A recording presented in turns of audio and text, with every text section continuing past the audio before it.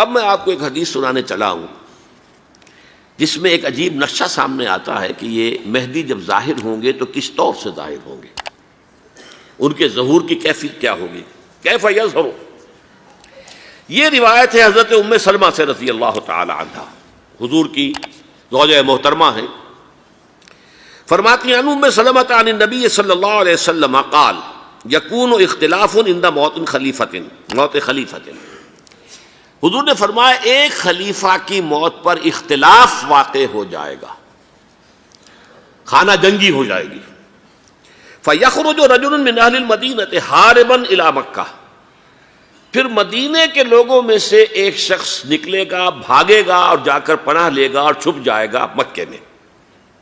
فَيَأْتِيهِ نَاسٌ مِّنْ أَهْلِ مکہ، پھر اس کے پاس آئیں گے اہل مکہ، مکہ کے لوگ، فَيُخْرِجُونَهُ، اور اسے نکالیں گے، جہاں وہ چھپے ہوئے ہوں گے وہاں سے نکالیں گے۔ وَهُوَ كَارِهٌ، اور وہ بالکل اس کو پسند نہیں کر رہے ہوں گے، نہ وہ خواہش مند ہوں گے کہ ان کے ہاتھ پر بیعت کی جائے، نہ وہ یہ چاہیں گے کہ وہ میدان میں آئیں اور ان کو جو ہے اپنا لیڈر مانا جائے۔ وَهُوَ كَارِهٌ فَيُبَايِعُونَهُ بَيْنَ الرُّكْنِ وَالْمَقَامِ، لیکن لوگ جو ہے پھر اصرار کے ساتھ ان کے ہاتھ پر بیعت کریں گے رکن اور مقام کے درمیان۔ رکن وہ کونا ہے خانہ کعبہ کا جس میں حجر اسود لگا ہوا ہے، اور مقام ابراہیم جو ہے، ان دونوں کے مابین جو یہ علاقہ ہے یہاں پر وہ بیعت ہوگی۔ وَيُبْعَثُ إِلَيْهِ بَعْثٌ مِّنَ الشَّامِ، ان کے خلاف ایک لشکر بھیجا جائے گا شام سے۔ نہیں کہا جا سکتا کہ باسی حکومت اس وقت کی جو ہے اس کی طرف سے کوئی مسئلہ اس طرح کا اٹھ کھڑا ہو، اس لیے کہ ابھی تو بہرحال باسی حکومت وہاں ہے۔ فَيُخْسَفُ بِهِمْ بِالْبَيْضَاءِ بَيْنَ مَكَّةَ وَالْمَدِينَةِ، لیکن اللہ تعالیٰ اس لشکر کو مکے اور مدینے کے درمیان وادی بیضاء میں دھسا دے گا، زمین کے اندر پورے کے پورے لشکر کو۔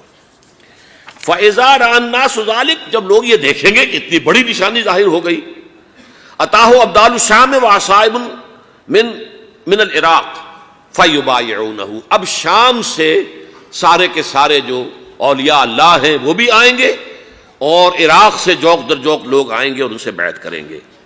وَيَعْمَلُ فِي النَّاسِ بِسُنَّةِ نَبِيِّهِمْ، پھر وہ عمل کریں گے لوگوں کے مابین، حکومت کریں گے اپنے نبی کی سنت کے مطابق۔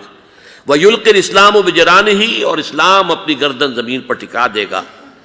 وَالْأَرْضِ فِي الْأَرْضِ، زمین میں۔ فَيَلْبَسُ 7 سنین، پھر وہ 7 برس تک حکمران رہیں گے۔ ثم یتوفا، پھر ان کا انتقال ہوگا۔ ویصلی علیہ المسلمون، اور مسلمان ان پر نماز پڑھیں گے۔ یہ جو میں نے آپ کے سامنے نقشہ کھینچا ہے،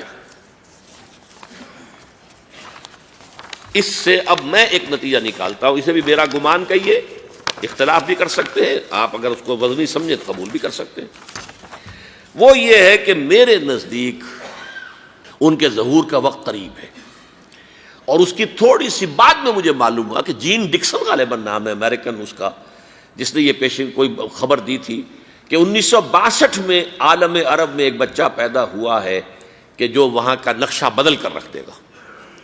یہ جین ڈکسن کی غالباً پیشن گوئی ہے۔ بہرحال مجھے اس کی پیشن گوئی سے کوئی دلچسپی نہیں ہے، میں تو جو احوال دیکھ رہا ہوں، یعنی اسرائیل کا قائم ہو جانا، اور اس کے بعد اب یروشلم کا مسلمانوں کے ہاتھوں سے نکل جانا، اور اب گویا کہ وہ الملحمۃ العظمیٰ جو ہے تلی کھڑی ہے، کسی بھی وقت جو ہے یہ جو ہے وہ لاوا پھٹ سکتا ہے، آتش فشاں پھٹ سکتا ہے۔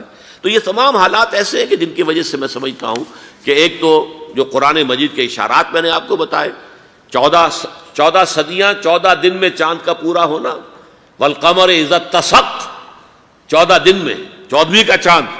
اسی طرح اب یہ 14 صدیوں کے بعد یہ صدی جو 15ویں صدی ہے، یہ در حقیقت ظہور امام مہدی کی صدی ہے۔